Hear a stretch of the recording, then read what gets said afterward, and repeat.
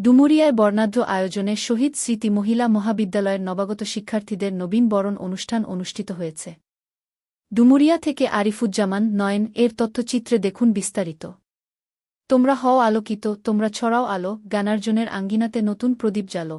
এ প্রতিপাদ্যকে সামনে রেখে খুলনার ডুমুরিয়ার শহীদ স্মৃতি মহিলা মহাবিদ্যালয়ে ২০২৫ ও ২০২৬ শিক্ষাবর্ষের একাদশ শ্রেণীর শিক্ষার্থীদের নবীন বরণ অনুষ্ঠান অনুষ্ঠিত হয়েছে।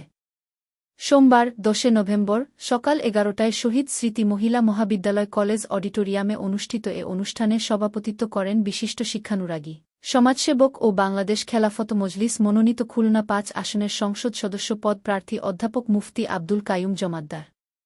ডুমুরিয়ার নবাগত শিক্ষার্থীদের উদ্দেশ্যে মনোজ্ঞ এ নবীন বরণ অনুষ্ঠানে প্রধান অতিথির বক্তব্য দেন মাধ্যমিক ও উচ্চ মাধ্যমিক যশোর শিক্ষা বোর্ডের সচিব প্রফেসর এস.এম. মাহবুবুল ইসলাম জহুর।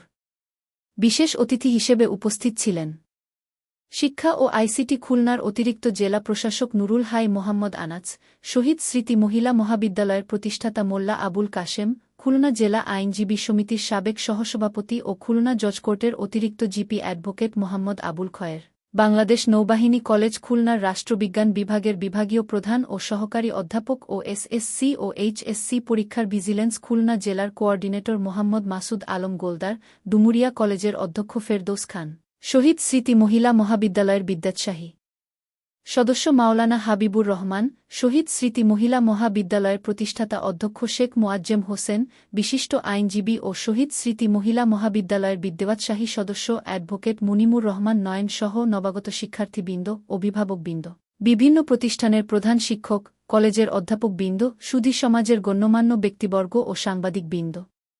শিক্ষকদের মধ্যে বক্তব্য দেন কলেজের বাংলা বিভাগের সহকারী অধ্যাপক আব্দুল হালিম ঢালি ও অর্থনীতি বিভাগের প্রভাষক নাজিরা আফরিন এবং শিক্ষার্থীদের মধ্যে বক্তব্য দেন প্রত্যাশা দেবনাথ, সেজুতি রহমান, নৌরিন আফরিন প্রভা ও ঐশী ফৌজদার। ঐতিহ্যবাহী এ বিদ্যাপীঠে উৎসবমুখর পরিবেশে অতিথিদের ফুলেল শুভেচ্ছা ও নবীন শিক্ষার্থীদের ফুলেল শুভেচ্ছা ও সাংস্কৃতিক পরিবেশনার মধ্য দিয়ে নবাগত শিক্ষার্থীদের বরণ করে নেওয়া হয়। প্রধান অতিথি তার বক্তব্যে বলেন, আজ তোমাদের জীবনের একটি নতুন অধ্যায় শুরু হল, যা সম্ভাবনাময় এবং আনন্দময়। তোমরা যারা আজ এখানে এসেছ তারা প্রত্যেকেই নিজ নিজ ক্ষেত্রে মেধাবী। তোমাদের এই মেধা এবং তারুণ্যকে কাজে লাগিয়ে তোমরা দেশ ও জাতির জন্য উজ্জ্বল ভবিষ্যৎ নির্মাণ করবে। শিক্ষা শুধু ডিগ্রি অর্জন নয়, এটি নিজেকে উন্নত করা, নতুন কিছু শেখা এবং জ্ঞানের পরিধি বাড়ানোর একটি মাধ্যম। তাই পড়াশোনার পাশাপাশি খেলাধুলা, সাংস্কৃতিক কর্মকাণ্ড এবং বিভিন্ন সহশিক্ষা কার্যক্রমেও সক্রিয়ভাবে অংশগ্রহণ করবে। তোমাদের প্রত্যেকেরই একটি নির্দিষ্ট লক্ষ্য থাকা উচিত। সেই লক্ষ্যে পৌঁছানোর জন্য কঠোর পরিশ্রম এবং অধ্যবসায় প্রয়োজন।